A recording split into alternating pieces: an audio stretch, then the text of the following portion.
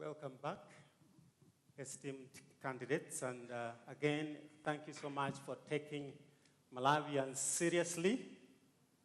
Thank you for investing in your campaign in this manner. May what you saw tonight yield results in your political career. The rules of the debate are as follows.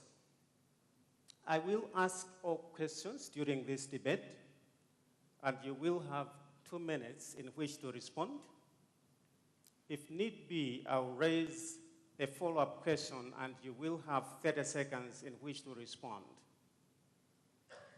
The first respondent for each particular question will be picked at random, and I do have here this ballot box.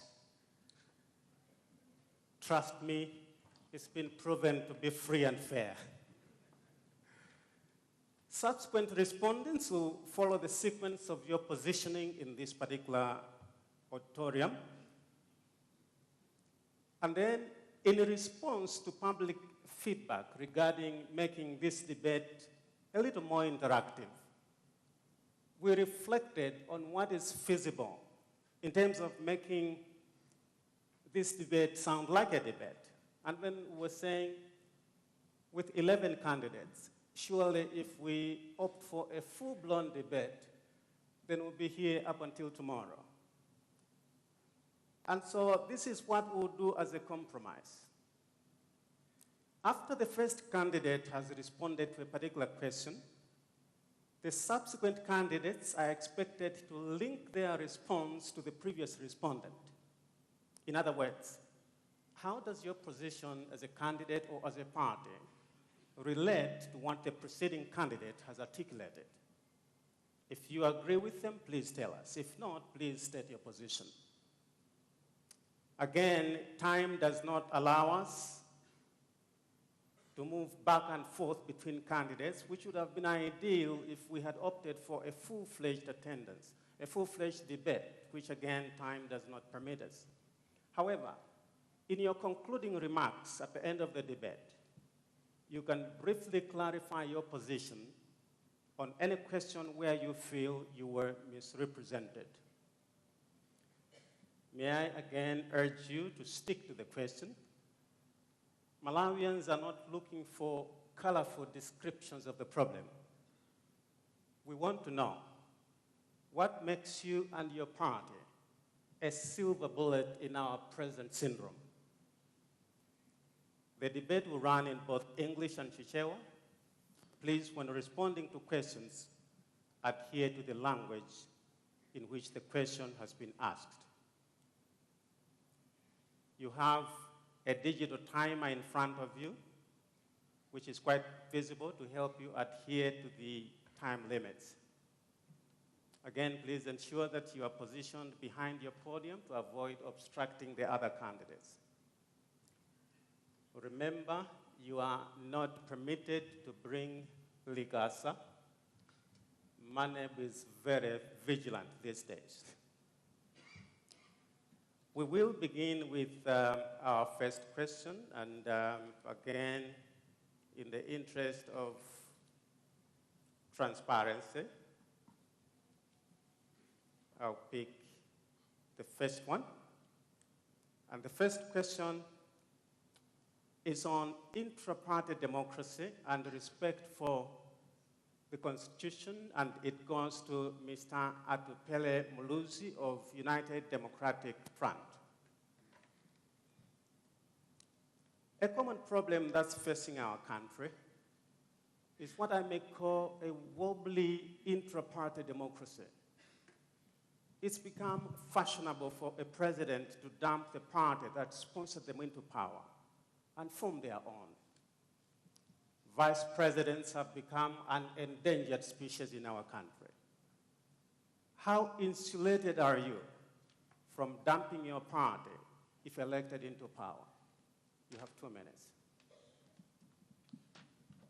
Thank you very much. I think the question is in 2 parts, and I'll focus on the first part. I think we need to make sure that we'll ensure that we uphold the principles of the Constitution. The second part is in relation to the vice presidency. We have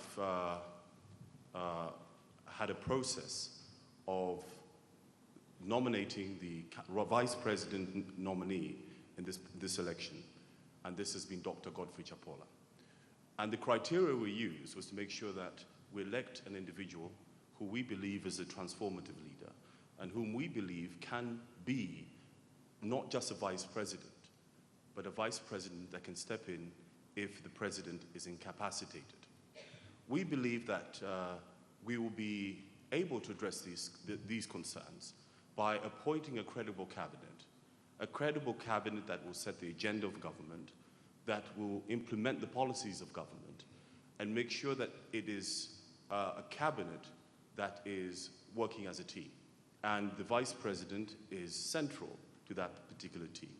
And we are very much focused, ensuring that when we come into office, it will not be business as usual. It will be business unusual.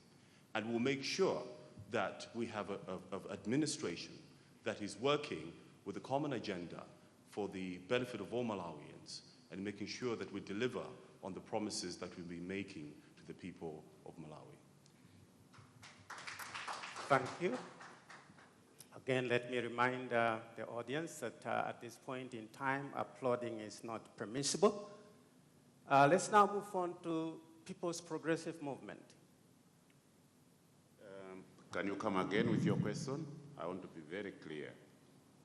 Okay, I'll repeat the question, but can I humbly plead with distinguished candidates that it will not be possible to repeat the question as it may take more time. The question is, a common problem facing our country is challenges with our intra-party democracy, where you have a president elected into power, but then later on they dump the party that sponsored them into government. We've also had challenges with vice presidents being dumped, along the way. The issue is, are you insulated? How insulated are you to repeat that trend? No, thank you so much.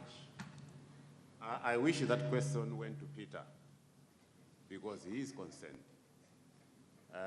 Maybe him and myself are not the right people to respond, especially me. I have been PPM, and I always be PPM. I will die PPM. That's number one. I see no reason of jumping from party to party. I was not even a member of MCP during the one-party era. I was a person who had no party. I didn't buy a card one day. I started PPM with my colleagues for a purpose, and the purpose is the 20-point plan, to move Malawi forward. Malawi has been stagnant. It's unfortunate. People of Malawi continue to be poor when Malawi as a country is not poor. On the running mate issue, maybe that's why I took my vice president as my running mate. Others look at regions. I don't.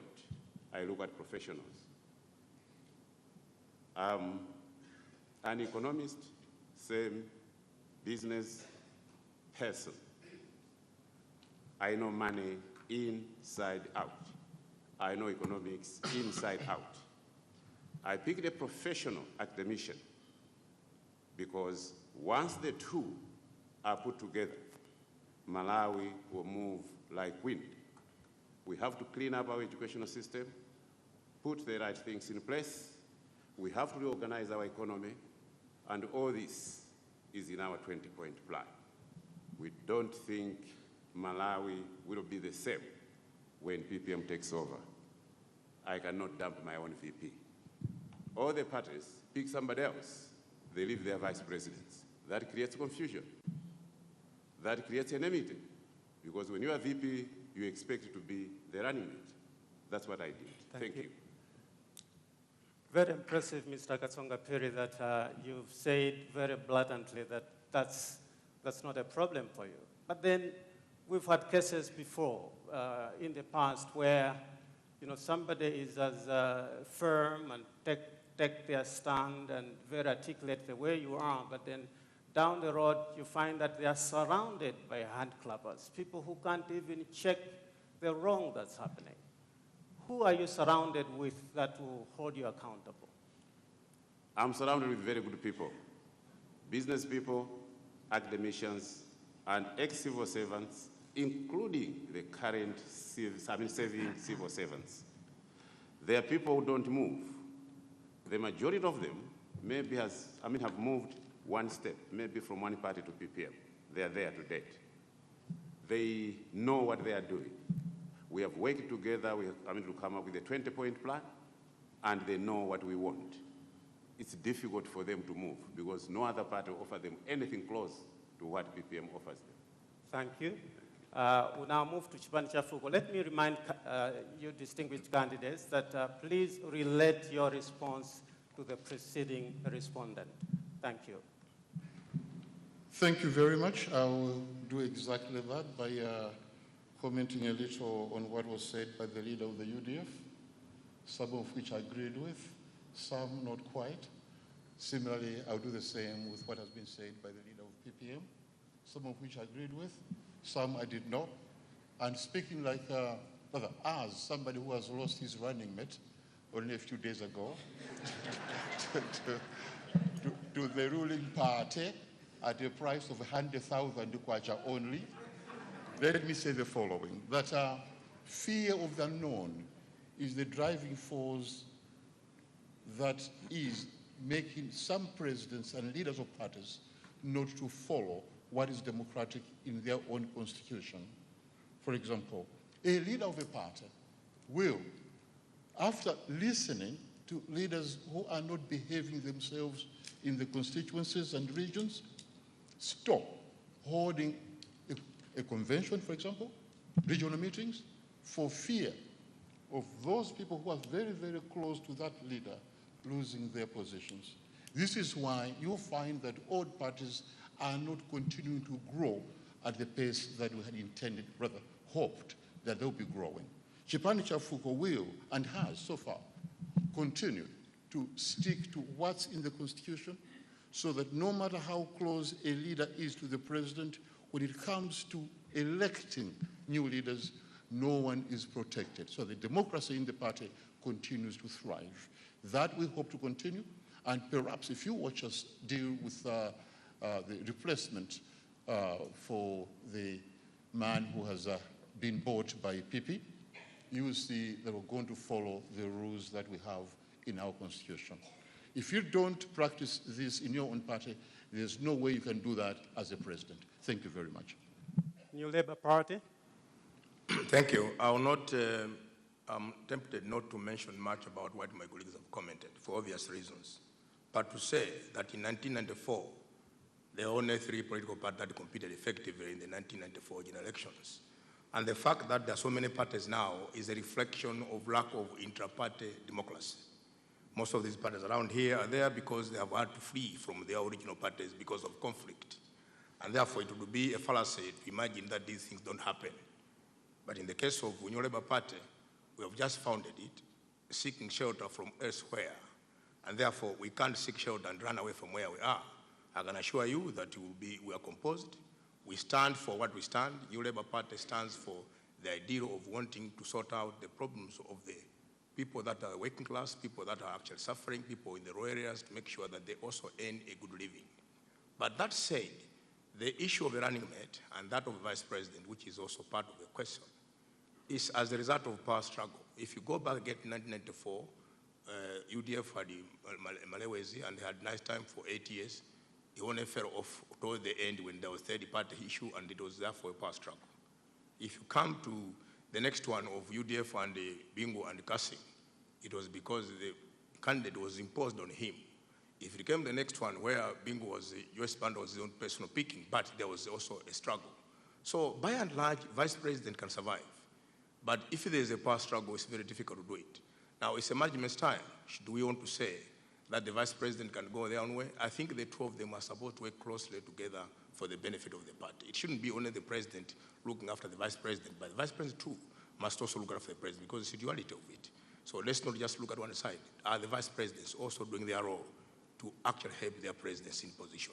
As far as the Labour Party is concerned, my running mate is there to support me, work together, and shall always be together until death separates us. Thank you. Thank you. You're talking about power struggle. It's said that power corrupts. Mr. Jumbe, how do you assure us that you are incorruptible? Power corrupts indeed. That is why it is normal that to avoid this corruptive element, the laws of the land, the institutional structures must be such that they should protect you from being corrupted. The problem with Malawi is that we have left everything open-ended, and we're assuming that every human being is incorruptible, and yet we know they are corruptible. That's why you find presidents assuming too much power because there are a lot of gray areas. But in the case of New Labour Party, we have actually streamlined that in our constitution to make sure that we don't use up the power. Thank you. Thank you. Umozi Party. Thank you very much, and I think that's very interesting for some of us who are joining politics for the first time. I agree with most of my colleagues, but I think the issue we have is from the party itself in terms of the constitutions. Each and every party has a constitution, and that constitution defines the roles of vice presidents and the mechanisms in how those vice presidents can actually be articulated. The citizenry, therefore, has a responsibility not only to check the constitution of parties which are in power on whether there are issues there which are requiring them to deal with. But the other thing is, when a vice president becomes redundant in the activity of the state, this is also a problem. We believe that in Umozi Party, we are going to make the vice president be responsible for the Senate, which we are going to advocate for. Because if the vice president is able to sit or listen to what senators do, and therefore give the feedback to the president, I get the feeling that this will actually help us together to make sure that while the legislature is